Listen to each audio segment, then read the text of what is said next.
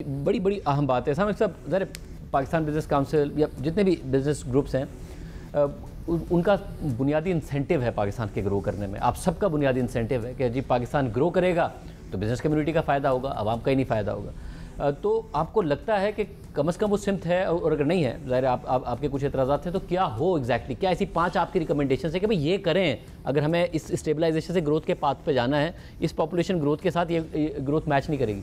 शाहज़ेब, मैं पहले तो ये कहूँगा कि जब हम इकॉनमी के बारे में बात करते हैं तो हम 2 डेफिसिट्स की बात करते हैं, एक्सटर्नल अकाउंट का डेफिसिट और फिस्कल अकाउंट का डेफिसिट। मेरी नज़र में इससे बड़ा जो डेफिसिट है वो ट्रस्ट डेफिसिट है। अब यानी आप कोई भी मेजर इंस्टीट्यूशन पाकिस्तान की ले लें, एक दूसरे को ट्रस्ट नहीं करते, और सर्टनली हुकूमत बिज़नेस कम्युनिटी जो है ख़ासतौर पर इस बजट के बाद उनका जो ट्रस्ट है हुकूमत ज़रा कम हो गया है। और हुकूमत जिस तरह मैंने कहा ख़ासतौर पर ब्यूरोक्रेट्स वगैरह है, उनका ट्रस्ट कभी ख़ासतौर पे ऑर्गेनाइज बिज़नेस या बिग बिज़नेस पे था नहीं। यानी वेल्थ क्रिएशन जो थी उसको कभी इनकरेज नहीं किया गया, बल्कि उसको पीनलाइज़ किया गया है, उसको रोका गया है, उस पर टैक्स लगाया गया है, सुपर टैक्स ले लें, जो भी आप टैक्स ले लें।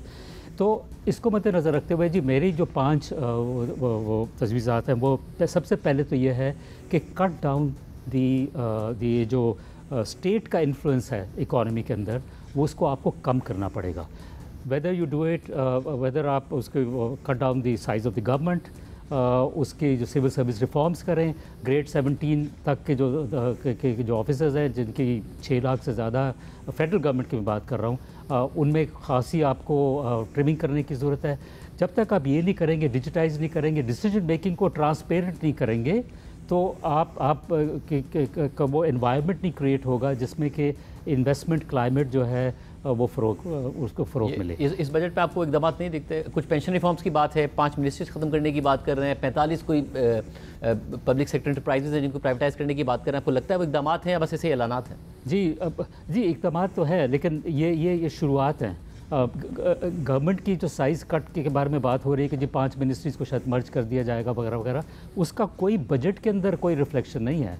ज़रूर आई एम श्योर काम हो रहा होगा उसके ऊपर, और इंशाल्लाह उससे कोई नताइज भी निकलेंगे, लेकिन ये करना आई थिंक बहुत ज़रूरी है। इसके साथ जिस तरह आपने कहा स्टेट ओन एंटरप्राइजेज़ के लॉसेस हैं उनको कंटेन करने की ज़रूरत है, प्राइवेटाइजेशन को एडवांस करने की ज़रूरत है। Brain drain is a major leakage from Pakistan. जिस तरह मैं लीकेज की बात कर रहा हूँ, तो you know state own enterprise is a leakage, brain drain is a leakage. And बात की जाती है कि हमारी एक्सपोर्ट है नहीं, आरिफ साहब कहते हैं रेमिटेंसेज आ रही हैं, जो जा रहा है उसको जाने दें। आप कह रहे हैं कि it is a problem. It is a problem because today it's a problem. In 2 years 3 years time maybe it will translate into remittances. लेकिन इस वक्त तो जो talented लोग हैं, जो experienced लोग हैं, वो जा रहे हैं ना बाहर। तो देखिए इससे नुकसान फॉर्मल सेक्टर को होता है, इनफॉर्मल सेक्टर को नहीं होता। इनफॉर्मल सेक्टर जो है वो तो वैसे ही सैलरीज अंडर द टेबल देता है। ये तो फॉर्मल सेक्टर है ना जो टैक्सेबल सैलरीज दे रहा है। तो ये एक बात है। फ़्लाइट ऑफ कैपिटल हो रहा है पाकिस्तान से। जब से ये 2 साल पहले CVT लगा था, उससे कई पाकिस्तानियों ने अपने पासपोर्ट वापस कर दिए हैं जिनके पास ड्यूल नेशनैलिटी थी, और वो उन्होंने रीलोकेट कर लिया अपने आप को प्राइमरीली दुबई के अंदर, बट बाकी ममालिक के अंदर भी। ठीक, तो ये इस तरह के जो लीकेजेस हो रहे हैं उनको हमें स्टेम करने की ज़रूरत है। एनर्जी रिफॉर्म्स के बारे में आई थिंक बात हो चुकी है। ज़ाहिर है कि एनर्जी रिफॉर्म्स पे काफ़ी काम करने की ज़रूरत है। जब इंडस्ट्री को वो टैरिफ नहीं मिलेगा जिससे वो कम्पीट कर पाएगा ग्लोबली एज वेल एज, यानी इंपोर्ट सब्स्टिट्यूशन के लिए भी, लोकल मैन्युफैक्चरिंग के लिए भी आपको कंपैरेटिव एनर्जी की ज़रूरत है। आपको देखिए किसी ने बात नहीं की, नेशनल फाइनेंस अवार्ड को रीफोकस करना पड़ेगा, उसको रिवाइज़ करना पड़ेगा। ये जो इस वक्त का निज़ाम है कि प्रोविंसेस जो है वो अपना पूरा टैक्स नहीं हासिल करती, ठीक है एग्रीकल्चर पे अब वो करेंगी, प्रॉपर्टी टैक्सेस पे उनको करने की ज़रूरत है, लेकिन इसकी जो distribution of resources and responsibilities है इस पे गौर करने की ज़रूरत है। And last but not the least, equitable taxation, broad taxation, a taxation based on a fiscal policy, ऐसी फिस्कल पॉलिसी पे वो बेस्ड हो जो कि इन्वेस्टमेंट को प्रमोट करे, जो कि एक्सपोर्ट्स को प्रमोट करे। ऐसी नहीं कि जो कि शॉर्ट टर्म हो। इसी एक अनफॉर्चुनेट चीज़ हुई है पाकिस्तान के अंदर over the last I would say 10 years, 10 सालों के अंदर, कि जो बैलेंस था between planning and collection of taxes I from the ministry of planning and ministry of finance, वो इम्बैलेंस हो गया है। इस वक्त शॉर्ट टर्म नी जर्क रेवेन्यू सेंट्रिक किस्म के हम काम कर रहे हैं। हमको वापस जाना है इनटू 3, 4, 5 ईयर प्लान्स, राइट। और जब तक हमारी फिजिकल पॉलिसी अलाइन नहीं होगी with our investment industrial policy है ही नहीं पाकिस्तान के अंदर, वो एक बहुत ज़रूरत है उसको लाने की। तो ये फिजिकल पॉलिसी के अलाइनमेंट वगैरह करें, और तो इससे इंशाल्लाह टैक्स रेवेन्यू भी आ जाएगा, गवर्नमेंट का जो अखराजात हैं वो भी कम हो जाएंगे, हमारी जो फिजिकल डेफिसिट है वो एड्रेस हो जाएगी, और ऑफ कोर्स एक्सटर्नल अकाउंट भी आसिफ इनाम साहब, वो 5 चीज़ें जो कि हुकूमत को करनी चाहिए। जी देखिए, इसमें सबसे अहम तो एनर्जी का है। जब तक आपका ये 5, 6, 7 सेंट की रेंज में ये बिजली नहीं आएगी, आपका कोई मसला हल नहीं होगा। और वो कैसे एंड इसके अंदर देखिए, वो तो अब आप पहले ये बताएं कि मुल्क में 22,000 का सिस्टम है, आपने 60-70 हज़ार ले कैसे ली? अगर आपका कोई 5 ईयर प्लान होता, ग्रोथ प्लान कहीं शेयर हुआ होता कि भाई हम इतनी एनर्जी खरीद क्यों रहे हैं? ये तो एक बहुत बड़ा सवाल है कि जब आपके पास डिस्ट्रीब्यूशन सिस्टम नहीं है, आपने खरीद ली। मतलब आपके पास गाड़ी नहीं हो, आप दूसरे इसका जो बॉन्ड स्ट्रक्चर है कि ये इन्वेस्टमेंट नहीं है ना, ये फॉरेन इन्वेस्टर, ये डेट है। एक ऐसा डेट जिसके सामने आपकी कोई जनरेशन नहीं है और आपने 15, 20, 25% पे बोरो कर लिया है, जो कंट्री सस्टेन नहीं कर सकती। अब क्या, क्यों, कैसे, ये let the government and other, मेरे ख्याल में गौर भाई भी इस पर खासी हद तक हमारे पैटर्न चीफ शो बात कर रहे हैं, तो लेट अस सी। दूसरे एक जो सबसे अहम है EFS है।